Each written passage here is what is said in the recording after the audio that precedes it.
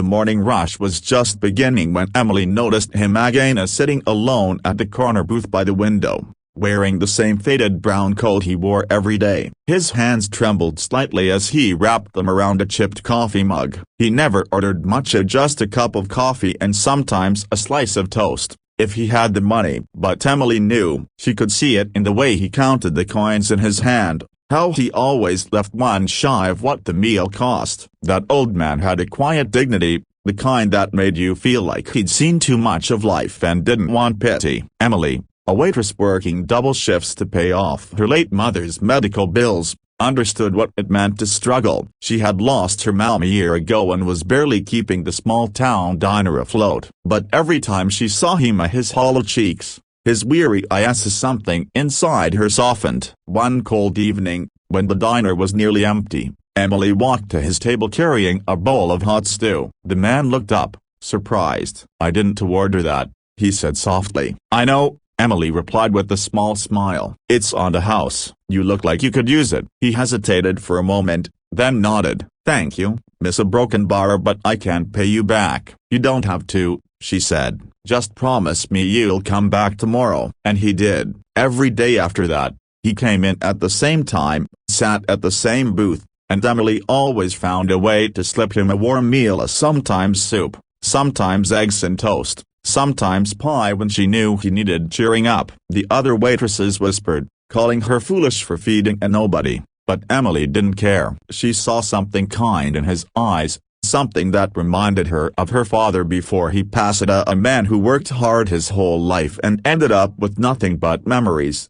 Weeks turned into months. The old man grew healthier, his face less paled, his shoulders a bit straighter. He started talking more, telling Emily little stories about his late wife, about the farm he once owned before the bank took it after she died. He told her how he lost everything trying to pay for her treatments. Emily's heart ached with every word. She knew that pain too well. One snowy morning, the old man didn't come. Emily waited. She poured a cup of coffee for him anyway and left it steaming on his usual table. Hours passed. The chair stayed empty. Her chest felt tight. Days went by, and he didn't return. She asked around, checked the nearby shelters, even went to the hospital, but there was no sign of him. A week later, as Emily was wiping down tables before the breakfast rush, the sound of engines outside made her look up. Two large black SUVs pulled up in front of the diner, their tires crunching over the icy road. Everyone inside turned to look. The doors opened, and two men in suits stepped out, followed by a young woman with a soft but serious expression. "Can I help you?" Emily asked, a bit nervous as they entered. "Are you Emily Brooks?"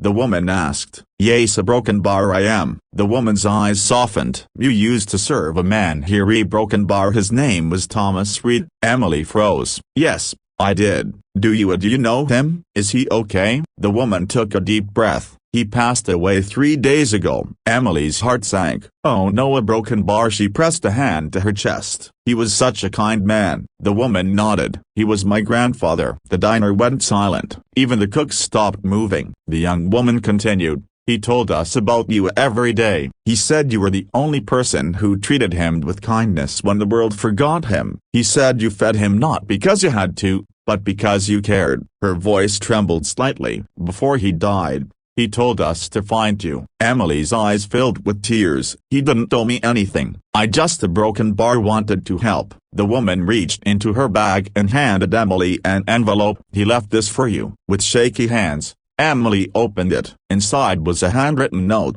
and behind it, a folded piece of paper.